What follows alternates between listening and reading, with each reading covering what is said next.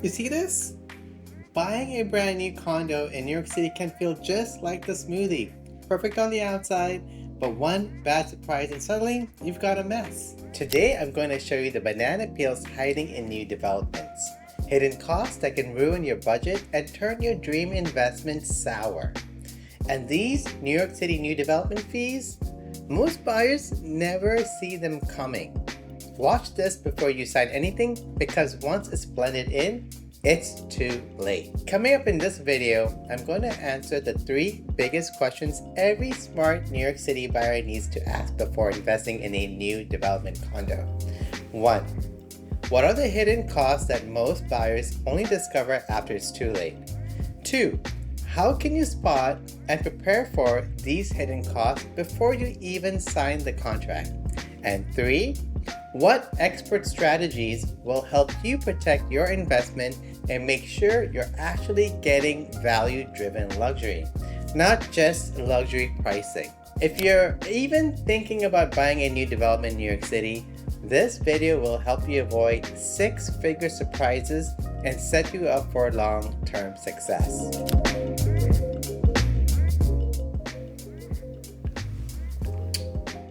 See this? Looks perfect until you realize something slipped in that shouldn't be there. That's exactly how many buyers feel after closing on a brand new condo in New York City. Everything seems smooth until those hidden costs start showing up. One by one, the reality, the price you see isn't the full price. Just like this smoothie, there are extra ingredients that don't show up on the menu, but they definitely show up on your bill.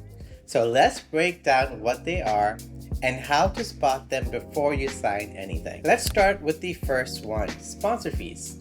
In resale deals, buyers and sellers typically split certain costs. But in new developments, the developers often shift their costs onto you. And most buyers don't even realize that. That means things like transfer taxes and legal fees that the seller would normally pay, now they're your problem. Just imagine a side-by-side breakdown of closing costs, resale versus new dev. It's eye-opening. Second, common charges that balloon. Now, this one's sneaky. Initial HOA fees, or better known as common charges, are often set artificially low to attract buyers. But once the developer is out and the board takes over, those numbers can spike. I had a client who bought a 2-bedroom condo in Murray Hill. At closing, the common charges were $2,280. 3 years later, $3,000. That's a 31% increase in just 3 years. You're not just buying now, you're inheriting future costs. Picture that jump in a single line graph. That's what you could be walking into. Third, let's talk real estate taxes. Those first-year taxes, they're usually based on the original lot before the new building was constructed. So they seem low, really low. But once the tax lots are reassessed and you're taxed on your unit's true value, the bill climbs fast. The taxes seem shockingly low. Don't get too excited. The real bill's coming. Always ask, are these year 1 taxes or year 2 and beyond? Fourth, assessments and capital calls. Sometimes developers cut corners and sometimes reserves are underfunded. That can mean huge unexpected costs dumped on owners right after closing. I had a client in Midtown East. Beautiful condo, but the brick exterior, poorly done. The building had to go into litigation, and those legal bills, they don't just pay themselves. She's been dealing with assessments for years. Even in luxury buildings, developers can cut corners, and you pay for the cleanup. The earlier the building is in its development stage, the more risk you face. Fifth is the mansion tax. In New York City, the mansion tax is on a sliding scale. The higher the price, the bigger the hit. At the top end, 3.9% on homes over $25 million.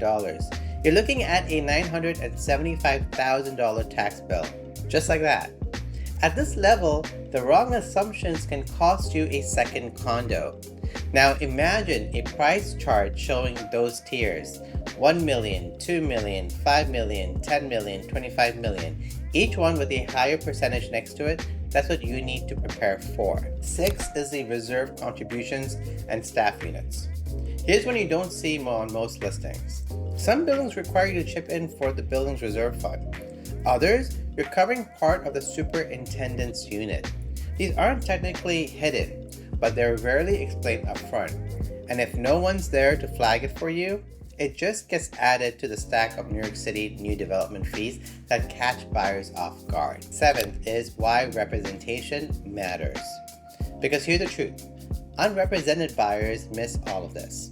They see the glossy renderings, the rooftop pool, the staging. They don't see the New York City new development fees hiding behind it all. But when you work with someone who's seen it all before, someone who understands new dev contracts, has deep knowledge of how those contracts are structured, knows the pitfalls, and sees the long-term value through the lens of sustainable construction, you don't just get a nice apartment, you get a smart investment. Smart buyers don't go it alone. The best deals are about more than just the view. Now that you know about the hidden costs, here's the thing.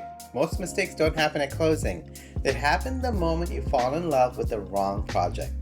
I made a separate video breaking down the biggest mistakes buyers make when purchasing new construction in New York City, from ignoring resale values to misreading what's actually included in your unit. If you want to avoid buyer's remorse, make sure your investment truly matches your lifestyle and long-term goals. Watch that next. It's called New Construction Checklist. And if you want help applying all this to your specific search, my team and I offer complimentary new development consultations. I'll link it below. Make this your New York City success story, not a cautionary tale.